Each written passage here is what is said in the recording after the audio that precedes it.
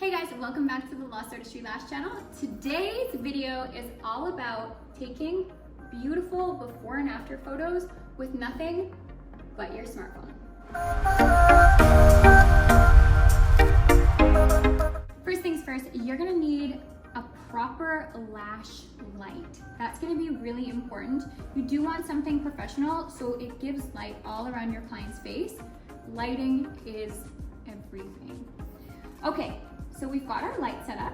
Now we need to get our client on the right angle, and we also need to make sure that there's nothing messy in the background that can take our attention away.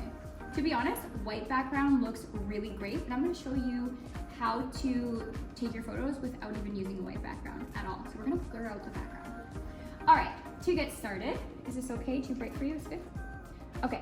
To get started, I'm in my camera on my phone and I'm actually on cinematic. I find cinematic is 10 out of 10 in comparison to the regular video app. I'll show you here if you look at my camera. So you can see the quality with just regular video, and then with cinematic, it kind of blurs out the skin and also blurs out the background. So your attention is focusing just on your client's face, not necessarily on the background or on your client. So I'm on cinematic. I'm also gonna pull up with my finger and I'm gonna click this F button. Now I'm going to pull the F button, whatever it is. I don't even know what that button stands for, but it's the F. And I don't need to know. As long as it works, that's all that matters. So I'm gonna pull that all the way down. If it's up, you can see how much of the background I can see. I don't want that. I wanna blur out the background. That's why I'm pulling it all the way down. Now my focus is only on my client's face. To make sure the focus stays only on my client's face, I just tap the screen and then my phone knows this is what I want to see.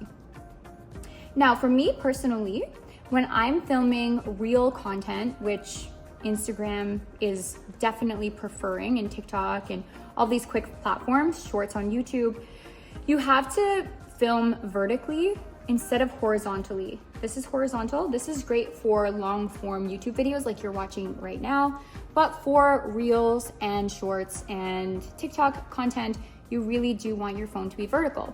Now you have the option of vertically showing your client's entire face, but I want you to note how the camera is tilted. So my camera is fully above my client and it's completely level. If I am to tilt the camera down here, just look at my phone for a moment. What I'm focusing on when my camera is tilted in this way is actually my client's nose. We're not trying to highlight our client's nose, right? You don't want your nose highlighted. We're trying to focus on the client's eyes. So instead, angle your camera up this way so that the eyes are the closest thing to the camera. I'm gonna do that one more time and just look at the difference it makes, that subtle movement. We're noticing the nose.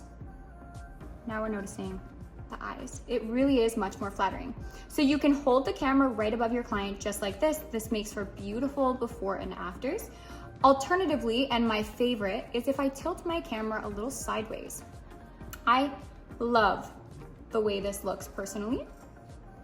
And then you wanna move your camera around your client while keeping as still as you possibly can. See how I'm holding the camera with two hands? That keeps me very, very stable. Alternatively, you can rest one hand underneath the camera and then you can tilt your phone from side to side.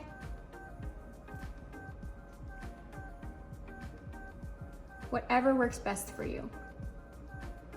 So when I'm taking my before and afters, I will start here. I always get my client to blink because when you have your client blink closed, it makes for a really easy, seamless transition. So if you're switching clips from before to after. So my client's looking at the camera now, and I'm gonna have you close your eyes. Perfect. Now I'm gonna switch positions. I'll get you to open and close. Open and close. So as my client closes her eyes, now I have a smooth transition between my before and my afters. I'll clip my content to transition from the befores to afters with her eyes closed. My before shots will start with the eyes open and end with the eyes closed, and my after shots will start with the eyes closed and end with the eyes open. And open. Perfect. Another really good shot is if you hold half face. And you can move a little closer. Movement is great, keeps the viewer's attention. Closer and further away. Another great one is a 3/4 face, highlighting only one eye. Make sure you do this on both sides though, because I can guarantee you, you're gonna like one eye more than the other. Everyone always does. So you wanna make sure you get this on both sides.